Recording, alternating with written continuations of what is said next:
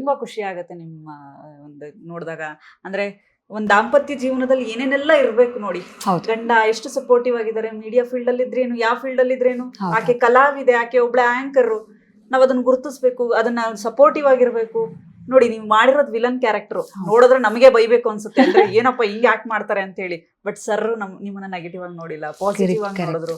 Very true. ನನಗೆ sir ಕೊನೆಯದಾಗಿ ನಿಮ್ಮಿಬ್ರು ಕಡೆಯಿಂದನೂ ಬರ್ಲಿ ಹ್ಯಾಪಿ ಮ್ಯಾರೇಜ್ ಲೈಫ್ಗೆ. ನಿಜವಾಗ್ಲೂ ಇದು ಬೇಕು. ಏನ್ ಸಜೆಷನ್ ಕೊಡ್ತೀರಾ ಸರ್? ಯಾಕಂದ್ರೆ ಡಿವೋರ್ಸ್ ಕೇಸ್ಗಳು ನಾನಂತರೂ ನಮ್ಮ ಫ್ರೆಂಡ್ಸ್ ಸುತ್ತ 1 ವರ್ಷ ಆಗಿರಲ್ಲ, 1 ತಿಂಗಳಾಗಿರಲ್ಲ ಡಿವೋರ್ಸ್ಗೆ ಹೋಗಿರ್ತಾರೆ. ಸೊ ಏನ್ ಸಜೆಷನ್ ಕೊಡ್ತೀರಾ ಅಂತ? ನೋಡಿ, ಅಡ್ಜಸ್ಟ್ಮೆಂಟ್ ಇದೆಯಲ್ಲ ಅದು ತುಂಬಾ ಇಂಪಾರ್ಟೆಂಟ್ ಲೈಫಲ್ಲಿ. ಯಾಕಂದ್ರೆ ಎಲ್ಲರಲ್ಲೂ ಒಂದು ನ್ಯೂನತೆ ಇದ್ದೇ ಇರುತ್ತೆ, ಆಯ್ತಾ? ಅದನ್ನೇ ಪಾಯಿಂಟ್ ಔಟ್ ಮಾಡ್ಕೊಂಡು ಹೈಲೈಟ್ ಮಾಡ್ಕೊಂತ ಹೋದ್ರೆ ಅದಿನ್ನೂ ದೊಡ್ಡದಾಗ್ತಾ ಹೋಗುತ್ತೆ. ಈಗ ಎಂತಾರಲ್ಲ ಕೈಯಲ್ಲಿ ಸಿಲಿನ ಗುಳ್ಳೆ ಇತ್ತು ಅಂತ ಕೆರ್ಕೊಂತ ಹೋದ್ರೆ ಏನಾಗುತ್ತೆ ಹೇಳಿ, ದೊಡ್ಡದಾಗ್ತದೆ. ಹೌದೌದು. ಅದನ್ನ ವಾಸಿ ಆಗೋವರೆಗೂ ಸ್ವಲ್ಪ ಕಾಯ್ಬೇಕಾಗುತ್ತೆ, ಅಥವಾ ಇಲ್ಲಾಂದ್ರೆ ಅದು ವಾಸಿ ಆಗ್ಲಿಕ್ಕೆ ನಾವು ಪ್ರಯತ್ನ ಮಾಡ್ಬೇಕು. ಈಗಿನ ಜನರೇಷನ್ ಏನ್ ಮಾಡ್ತಿದ್ರೆ ಅದು ಮಾಡ್ತಾ ಇಲ್ಲ, ತಕ್ಷಣ ಹೌದೌದು. ಅದನ್ನ ಹೆಂಗಂದ್ರೆ ದೊಡ್ಡದ ಗಾಯ ಆಗಿ ಆಗಿ ಆಗಿ ಕೊನೆಗೆ ಅದು ರಿಮೂವ್ ಮಾಡ್ಬಿಡ್ಬೇಕು ಕೈನೇ, ಆ ಲೆವೆಲ್ಗೆ ಹೋಗ್ತಾ ಇದಾರೆ ಇವತ್ತು. ಡಿವೋರ್ಸ್ ಮೇಜರ್ ರೀಸನ್ ಮತ್ತೆ ಈಗೋ ಬಿಡ್ಬೇಕು. ಫ್ಯಾಮಿಲಿ ಅಂತ ಬಂದಾಗ ನಾನ್ ದೊಡ್ಡ ಮೇಲೂ ನೀನ್ ಕೀಳು ಅಂತ ಹೇಳ್ಬಾರ್ದು, ಮತ್ತೆ ನಾನು ದುಡಿತಾ ಇದ್ದೇನೆ ನೀನ್ ದುಡಿತಾ ಇಲ್ಲ ಅಂತ ಆಗ್ಬಾರ್ದು. ಮತ್ತೆ ಮನೆ ಕೆಲಸ ವಿಚಾರ ಬಂದಾಗ್ಲೂ ಅಷ್ಟೇ, ಎಲ್ಲವನ್ನೂ ಹೆಂಡತಿ ಅವದಳೆ ಮಾಡ್ಬೇಕು ಅಂತ ಕೆಲವು ನಾವು ಅವ್ರಿಗೆ ಸ್ವಲ್ಪ ಸಪೋರ್ಟ್ ಮಾಡಿ ಕೈ ಜೋಡಿಸಿದ್ರೆ ಏನಾಗುತ್ತೆ, ನನ್ನ ಗಂಡನ ಮಾಡ್ತಾನೆ.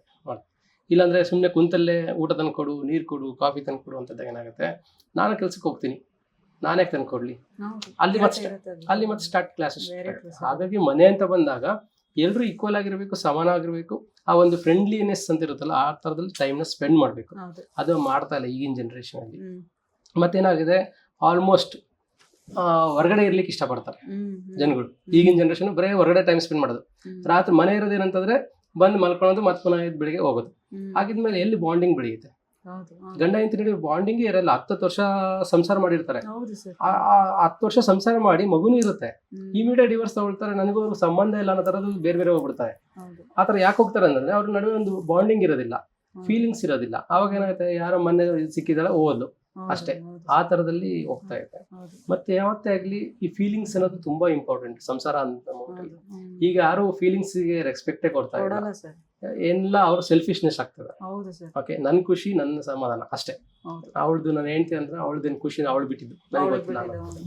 ಈ ಸೆಲ್ಫಿಶ್ನೆಸ್ ಯಾವಾಗ ಬರುತ್ತೆ ಅವಾಗ ಏನಾಗುತ್ತೆ, ನನ್ನ ಖುಷಿಗೆ ಅಡ್ಡಿ ಆಗ್ತಾ ಇದೆ ಅನ್ನೋ ಹೆಂಡತಿ ಅಥವಾ ಗಂಡ ಅಂತಂದಾಗ ಬೇಡ ಹೋಗು ಅನ್ನೋ ಪರಿಸ್ಥಿತಿ ಬರುತ್ತೆ. ಹಾಗಾಗಿ ಆ ಫೀಲಿಂಗ್ಸಿಗೆ ರೆಸ್ಪೆಕ್ಟ್ ಕೊಡ್ಬೇಕು.